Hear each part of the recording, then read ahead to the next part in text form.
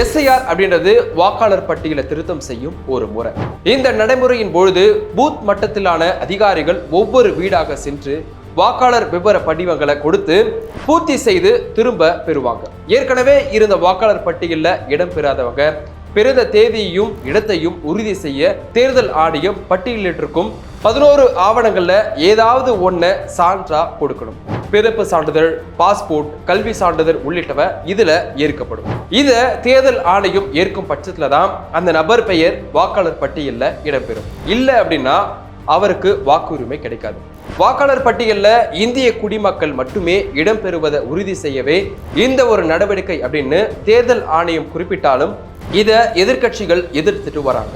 குறிப்பா குறிப்பிடப்படும் 11 ஆவணங்களில் பல ஆவணங்களை ஏழை மற்றும் படிக்காத மக்கள் வாங்குவது இயலாத காரியம் அப்படின்றது மிக முக்கியமான குற்றச்சாட்டு. இதனால எல்லாருமே வைத்திருக்கக்கூடிய ஆதார், குடும்ப அட்டை போன்ற ஆவணங்களை ஏற்க வேண்டும் என அரசியல் கட்சிகள் பலவும் வற்புறுத்துறாங்க.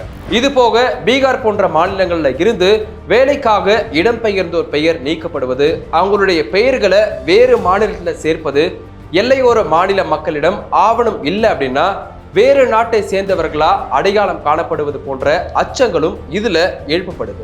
பீகார்ல இந்த பணிகள் நடந்து இறுதி வாக்காளர் பட்டியல் வெளியிடப்பட்ட பொழுது 65 லட்சம் பேரின் பெயர்கள் நீக்கப்பட்டிருந்ததா சர்ச்சைகள் எழுந்துச்சு. குறிப்பா பட்டியல் சமூகத்தை சேர்ந்தவர்கள் இஸ்லாமியர்களின் பெயர்களே விடுபட்டிருப்பதா எழுந்த சர்ச்சை பெரிய விவகாரமா வெடித்தது. இதனால இந்த நடவடிக்கை குடியுரிமை திருத்த சட்டத்தின் அடிப்படையில மேற்கொள்ளப்படுகிறதா, அப்படி செய்வதற்கு தேர்தல் ஆணையத்திற்கு அதிகாரம் உண்டா என்ற கேள்வியும் எழுப்பப்படுது. இது போல கர்நாடகா உட்பட பல்வேறு மாநிலங்கள்ல வாக்கு திருட்டு, போலி வாக்காளர் என பல விஷயங்கள் குறித்து எதிர்க்கட்சி தலைவர் ராகுல் காந்தி கேள்வி எழுப்பி இருந்தது தேர்தல் ஆணையத்தின் நம்பகத்தன்மை குறித்த கேள்விகளை பரவலாக்கி இருக்கு. இந்த நிலையில எஸ்ஐஆர் குறித்த சர்ச்சைகளுக்கும் வழக்குகளுக்கும் பதில் கிடைக்காத நிலையில தமிழ்நாட்டிலும் இந்த நடவடிக்கை மேற்கொள்ளப்பட இருப்பது அதிர்வலைகளை ஏற்படுத்தி இருக்கு.